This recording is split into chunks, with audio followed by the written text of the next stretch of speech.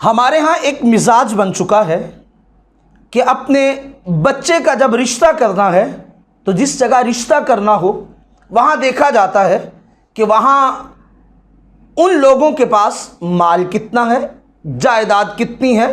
ان کا خاندانی سٹیٹس کیا ہے، بینک بیلنس کیا ہے، لوگوں میں رعب اور دبدبہ کی کیفیت کتنی ہے، یہ انداز دیکھے جاتے ہیں۔ تو حضور صلی اللہ علیہ وسلم نے ہمیں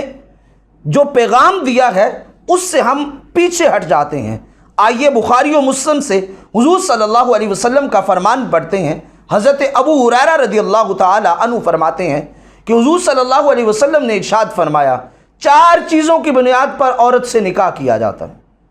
دیکھا جاتا ہے کہ اس کے پاس مال کتنا ہے، اس کا حسب و نسب کیا ہے،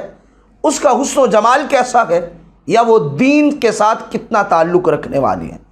تو لوگوں، جب ایسی کیفیت آن پہنچے تو نہ تو کبھی مال دیکھنا، نہ کبھی ذات پات کو دیکھنا، اور نہ ہی کبھی حسن و جمال کو دیکھنا،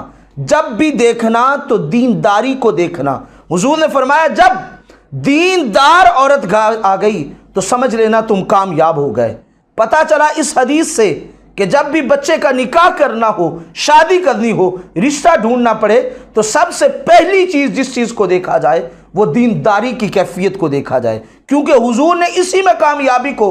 مضمر دیکھا ہے اور ہم تک یہی پیغام دیا ہے کہ کامیابی اسی میں چھپی ہوئی ہے۔ اگر عورت گھر میں دیندار ہو تو گھر میں پیدا ہونے والی اولاد، اس کی گود میں پلنے والی اولاد بھی دیندار ہوتی ہے۔ دیکھیں نا، گھر میں بیٹھی ماں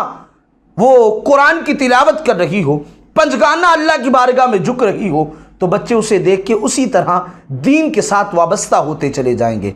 اب سے یہ مزاج اپنا لیجئے کہ جب بھی اپنے بچوں کا رشتہ کرنا ہے تو صرف اور صرف دینداری کی بنیاد پہ رشتہ کرنا ہے، کیونکہ یہ پیغام حضور نے ہمیں دیا ہے اور یہی کامیابیوں والی راہ ہے۔